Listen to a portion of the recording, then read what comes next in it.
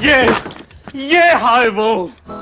देखो इन्हें, ये है ओस की बूंदे। हमारी बातों से तो लगता था जैसे ये बहुत खतरनाक है, पर ये तो...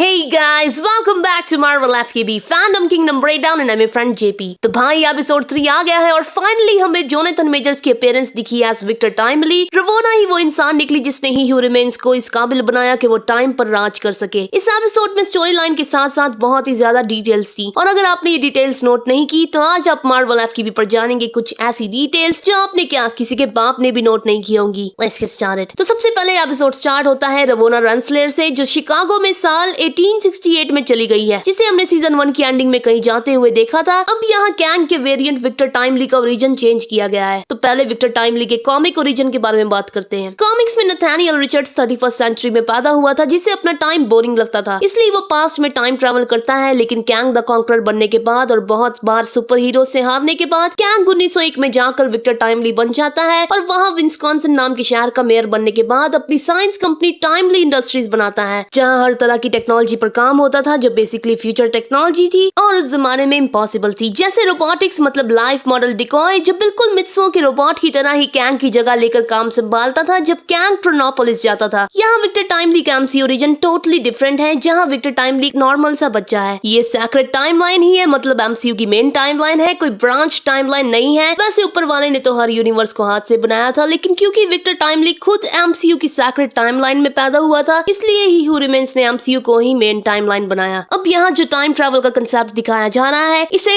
बूटस्ट्रैप पैराडॉक्स कहते हैं। फॉर एग्जांपल, यहाँ एक साइंटिस्ट है जिसके दरवाजे को कोई नॉक कर भाग गया और जब वो दरवाजा खोलता है तो उसे एक बुक मिलती है जिसमें टाइम मशीन बनाने का मेथड लिखा है। अब वो साइंटिस्ट टाइम मशीन बना लेता है और पास्ट में टाइम ट्रैवल करता है और पास्ट में जाकर खुद के दरवाजे को नॉक करता है और उस बुक को वहाँ रख जाता है। बिल्कुल वैसा ही यहाँ ही ह्यू रिमेन्स ने किया, जिसने अपनी डेथ से पहले ही मिस मिनट्स को ये प्लान समझाया और उसे ओबी की लिखी हुई टीवीए बुक खुद के ही बचपन वाले वर्जन को देने का प्लान बनाया, जिसका मतलब खुद ही ह्यू रिमेन्स ने अपना ओरिजिन ओरिजिनेट किया, जिसे ओरोबोरस साइकिल भी कहते हैं। यही सेम कंसेप्ट 2021 में रिलीज हुई comic only myself left to conquer में दिखाया गया है, जिसमें छोटा नथानियल डॉक्टर डूम के कासल में जाकर अपने बूढ़े वर्जन से मिलता है जो उसे ट्रेन करता है। रवोना के मरने की वजह से धीरे धीरे नथानियल एक दिल जला बुढ़ा आशिक बन जाता है और वही वापस जाता है जहाँ वो कैंग को पहली बार मिला था और अचानक उसे अपना बचपन वाला वर्जन दिखता है और ऐसे ये लूप साइकिल चलता रहता है। यहाँ लोकी और मोबियस रवोना को ढूंढते ढूंढते 1893 में एक मेले में आ जाते हैं, जो एक रियल लाइफ इवेंट है जिसे वर्ल्ड कोलंबियन एक्सपोजिशन कहते हैं, जिसे क्रिस्टोफर कोलंबस के आने की 400 साल की खुशी में सेलिब्रेट किया गया था। यहाँ एच होम्स की बात की जा रही है। सो बेसिकली होम्स एक सीरियल किलर था जिसने बेगिनत लोगों को इस इवेंट के दौरान मार दिया था, एक बिल्डिंग में बंद कर। अब यहाँ मोबियस और लोकी पॉपकॉर्न खाते खाते पहुंच जाते हैं ओडीन, थॉर और बॉल्डर द ब्रेव के स्टैचूज के पास। नॉर्स मैथोलॉजी में बॉल्डर ओडीन और फ्रेगा का बेटा था, मतलब थॉर का भाई था, जिससे लोकी बहुत ज्यादा जेलस था और लोकी ने जादू से औरत बनकर फ्रेगा से बातों बातों में बॉल्डर की कमजोरी जान ली और जो चीज बॉल्डर को मार सकती थी उसके तीर बनाए और बॉल्डर के अंधे भाई होड के हाथ में दे दिए, जिसकी वजह से जाने जाने बॉल्डर मर गया और लोकी का प्लान सक्सेसफुल हो गया। बॉल्डर मार्वल कॉमिक्स में भी एग्जिस्ट करता है। यहाँ फाइनली वो सीन दिखता है जो क्वांटमेनिया के पोस्ट क्रेडिट सीन्स में था। विक्टर टाइमली यहाँ एडिसन का मुकाबला कर रहा है और कहता है कि उसका डिवाइस पूरे प्लेनेट को बिजली दे सकता है और हम जानते हैं कि एपिसोड 1 में टेम्पोरल लूम के ओवरलोड होने की वजह से ही टीवीए की लाइट फ्लक्चुएट हो रही थी, जिसका मतलब पूरे टीवीए को टेम्पोरल लूम ही पावर सप्लाई दे रहा है। अब यहाँ भागते भागते विक्टर टाइमली एक इजिप्शियन एग्जीबिशन की तरफ जाकर छुपने की कोशिश करता है, जो एक रेफरेंस है रामा डट वाले कैंग की, जो कॉमिक्स में एक्चुअली छुपते छुपाते एंशिएंट इजिप्ट में जाकर फेरो बन गया था और रामा डट क्वांटमेनिया के काउंसिल ऑफ कैंग्स वाले सीन में भी था। यहाँ जब भी रवोना और विक्टर टाइमली एक दूसरे के क्लोज आते हैं, मिस मिनट्स जेलस हो जाती है और बात का टॉपिक बदल देती है और आगे जाकर कहती है हम दोनों समय के अंत में एक साथ राज कर रहे थे और ये भूतनी कैंग की गर्लफ्रेंड भी बनना चाहती है और कहती है कि तुमने ही मुझे बनाया था, जिसका मतलब ये वाली मिस मिनट्स डिस्ट्रॉय हो जाएगी और आगे जाकर विक्टर टाइमली फिर एक बार मिस मिनट्स बनाएगा, जिसकी वजह से लूप चलती रहेगी और शायद मिस मिनट्स रवोना का एआई है, जिस तरह जाविस हार्वर्ड स्टार का बटलर था, लेकिन उसके मरने के बाद टोनी ने जाविस का एआई बनाया। वैसे ही यहाँ कैंग ने रवोना का टेम्पोरल ऑरा यूज करके मिस मिनट्स को बनाया होगा। यहाँ पार्टनरशिप की बात सुनते ही विक्टर टाइमली की आशिकी उतर गई और उसने रवोना को धक्का दे दिया और चला गया विस्कॉन्सिन, जहाँ बहुत से मैनिक्विन्स हैं। फिर सिल्वी रवोना को लात मारकर बेचती है कैंग के सीटाडेल में, जहाँ पड़े थे रिमेन्स ही हु रिमेन्स के, मतलब सड़ी हुई लाश पड़ी थी और सीटाडेल तबाह हो रहा था, जो सीन कॉमिक्स में भी था, जहाँ मरे हुए कैंग इमोर्टल्स की लाश इसी तरह से पड़ी होती है। और शायद अब रवोना शी हु रिमेन्स बनने के बारे में सोचेगी। और जिस खास इन्वेंशन पर विक्टर टाइमली इतना ज्यादा प्राउड है, वो कैंग द कॉन्करर की टाइम चेयर का एक मिनी सैंपल वर्जन लग रहा है। दोनों का मैकेनिज्म और एक्स शेप का डिजाइन सिमिलर है, जिसका मतलब विक्टर टाइमली ही प्राइम कैंग बनेगा और फ्यूचर पास्ट में ट्रैवल करेगा। अगर वीडियो अच्छी लगी तो चैनल को सब्सक्राइब जरूर करना। आज के लिए बस इतना ही। Thanks for watching.